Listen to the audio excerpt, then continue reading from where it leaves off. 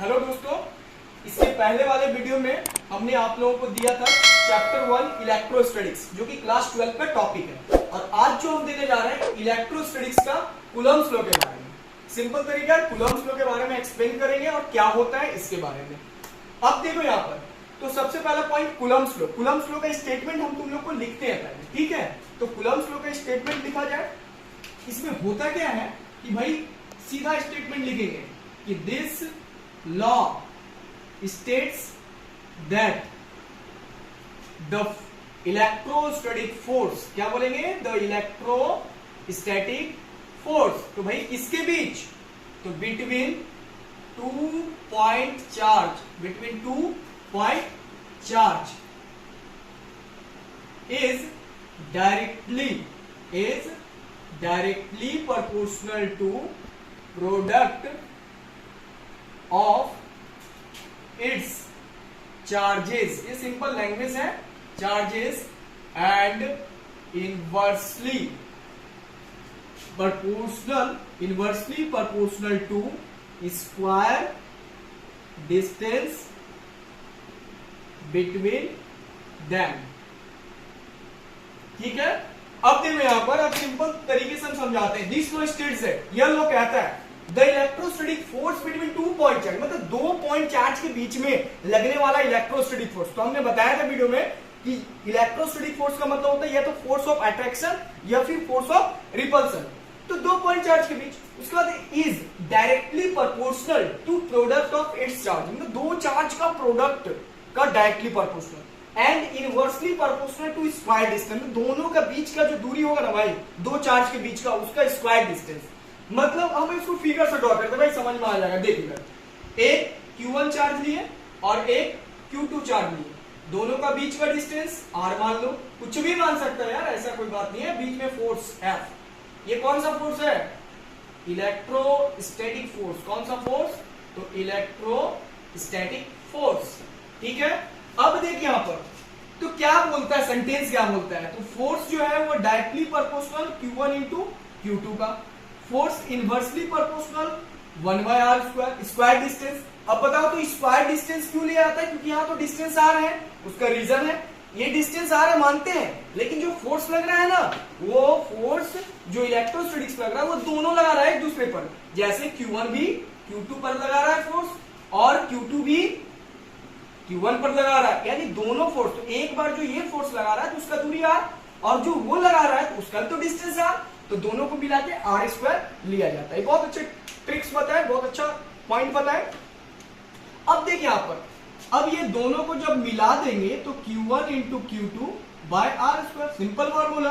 अब देख भाई यहां पर, ये प्रोपोर्शनल जब हटाएंगे तो घबराना मत, यहां पर कांस्टेंट लगाएंगे 1/4πε, हम बता रहे हैं इसके बारे में, Q1 Q2 बाय R², मतलब ये फॉर्मूला हुआ। अब हम बता रहे हैं कि एप्सिलॉन नॉट, यहां ध्यान दो, ये जो ई नॉट है, ई नॉट इसको बोला जाता है एप्सिलॉन नॉट, एप्सिलॉन नॉट।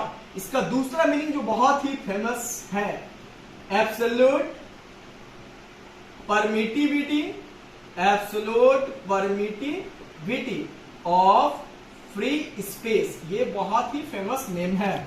उसके बाद देख भाई यहां पर, तो एप्सिलॉन नॉट ये कांस्टेंट है, इसका फिक्स्ड वैल्यू होता है 8.85, लमसम 10⁻⁻12 यूनिट, हम आगे बताएंगे।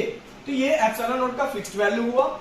उसके बाद अब ये जो पूरा वैल्यू हुआ, पूरा वैल्यू मतलब 1/4πε, इसको पूरा को भी तो कुछ कहेंगे, इसको हम लोग बोलेंगे इलेक्ट्रोस्टैटिक कांस्टेंट। क्या बोलेंगे? तो इलेक्ट्रोस्टैटिक कांस्टेंट। अब ये पूरा वैल्यू का भी वैल्यू आता है भाई, कैसे आता है? वो सिंपल, तुम कैलकुलेट तो कर लो। 1/4π, पाई का मान कितना होगा सब जानता होगा, कितना? 3.14। एप्सिलॉन नॉट का अभी हमने लिखा है 8.85 10⁻⁻12। अब जब इसको तुम कैलकुलेट करोगे ना, इसको कैलकुलेट करोगे तो लगभग वैल्यू 9 × 10⁹ न्यूटन एप्रोक्स लगभग आ ही जाएगा। यानी इसका मतलब क्या हुआ कि 1/4πε का फिक्स्ड वैल्यू कितना होता है बच्चे? 9 × 10⁹। ये न्यूमेरिकल्स में काम आएगा, हम बहुत सारा वीडियोस भी देंगे न्यूमेरिकल्स का। 9 × 10⁹ न्यूटन। अब हम एक बार फिर से आते हैं यहाँ पर, The force of the electrostatic force between 2 point charge is directly proportional to product of its charge and inversely proportional to its y distance.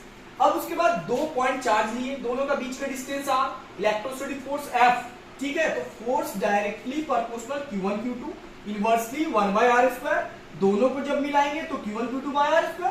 अब ये प्रोपोर्शनल जब हटाएंगे ना तो कुछ कांस्टेंट डाला जाता है, और वो कांस्टेंट यहाँ पर साइंटिफिक कांस्टेंट है, तो इसीलिए 1/4πε0। तो ε0 को क्या बोलेंगे, इसका पूरा नाम absolute permittivity of free space. ε0 का फिक्स्ड वैल्यू ये होता है, और 1/4πε0 को पूरा को बोलेंगे इलेक्ट्रोस्टैटिक कांस्टेंट। इसका वैल्यू हम कहां से लाएंगे, तो 4π, पाई का वैल्यू 3.14, ε0 का हमने बताया यहां डाले, दोनों को कैलकुलेट करेंगे तो 9 × 10⁹ ये फिक्स्ड वैल्यू आता है, ठीक है। और हम आगे का वीडियो में बताएंगे। इसके पहले वाले टॉपिक्स में हमने आप लोगों को बताया था कि इलेक्ट्रोस्टैटिक फोर्स के बारे में, और बताया कूलम्ब्स लॉ का पूरा फार्मूला ड्राइव किए थे, 1/4πε0 Q1 Q2/r²। तो सिंपल सा फॉर्मूला था मेरे पास कि force equal to 1/4πε0 Q1 Q2/r²। और अब जो हम बताने जा रहे हैं वो यूनिट डायमेंशन के बारे में। तो अब यहां ध्यान देगा बच्चे, unit and dimension of absolute permittivity of free space. इसका मतलब इसका ε0 का। तो अब हम सिंपल तरीके से निकालेंगे, कैसे, तो पहले हम फॉर्मूला लिखेंगे भाई, ठीक है, 1/4πε0 Q1 Q2/r²। अब देख बच्चे यहाँ पर एप्सिलॉन को उधर भेजना, तो एप्सिलॉन को भेजे उधर, 4π भूल जाए क्योंकि न्यूमेरिकल वैल्यू है, इसका कोई भी वैल्यू नहीं आता, कांस्टेंट वैल्यू है ये। अब देख, तो फोर्स को नीचे ले रहे हैं, तो Q1 × Q2/F × r²। अब आराम से ते यूनिट डाल, देख आता है कि नहीं, चार्ज का यूनिट कूलम, चार्ज का कूलम, फोर्स का न्यूटन, और अगर नहीं आता तो मेरा वीडियो दिया गया है यूनिट डायमेंशन का, तुम देख के पकड़ सकता है। तो coulomb square, newton inverse 1, metre -2। उसके बाद हमको डायमेंशन बच्चे निकालना है, तो भैया चार्ज का डायमेंशन मान लो भूल जाएगा, तो क्या करेगा, करंट बराबर चार्ज पर यूनिट टाइम, तो यानी चार्ज बराबर करंट इंटू टाइम। तो करंट का डायमेंशन एम्पियर, टाइम का टी, यानी चार्ज का डायमेंशन 80। तो यहाँ Q1 के प्लेस पर हम क्या डालेंगे, डायमेंशन 80, यहाँ भी 80, और फोर्स का डायमेंशन mLT -2 इंटू L²। मतलब m ऊपर, L -3, 1 2 -3 ऊपर, उसके बाद T -2 ऊपर जाएगा, 2T पहले से भाई, तो 4 हो जाएगा, उसके बाद ampere square, that is the right.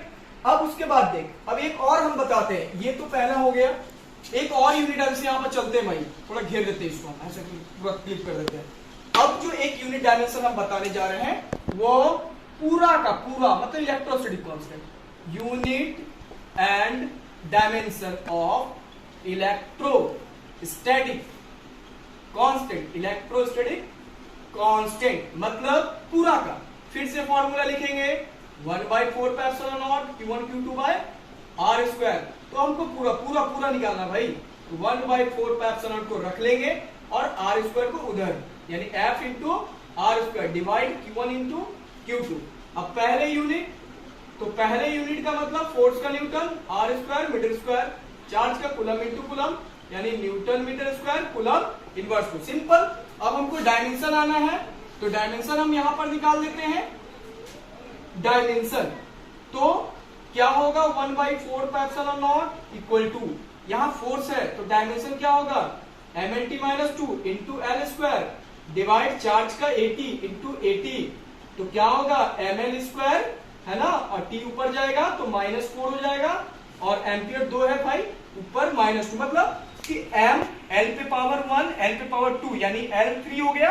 और नीचे भी कुछ है क्या, नहीं है, चलो डाउन, तो यानी L पे पावर 1 L पे पावर 2, तो कितना हो जाएगा, L पे पावर 3 होगा। देखो हम यहाँ मिस्टेक हुआ, L3, ठीक है, और एम्पियर 2 है, ऊपर जाएगा -2, और T पे पावर 2, यानी ऊपर जाएगा -4। सिंपल आ गया। तो मेरा unit and dimension of absolute permittivity का ये वाला पोर्शन है, ये वाला पूरा यहां निकल गया यूनिट डायमेंशन। और सेकंड में unit and dimension of electrostatic constant, मतलब पूरा को बोलते हैं इलेक्ट्रोस्टैटिक कांस्टेंट, ये पूरा को 1/4πε0, इसका यूनिट और डायमेंशन हम निकाल चुके हैं, ठीक है, लगता है कि आप लोग को वीडियो अच्छा भी लगेगा, आप लोग नोट्स भी बना पाइएगा। ठीक है, आने वाले समय में और भी वीडियो हम देंगे आप लोग के लिए, हेल्प के लिए। Thank you.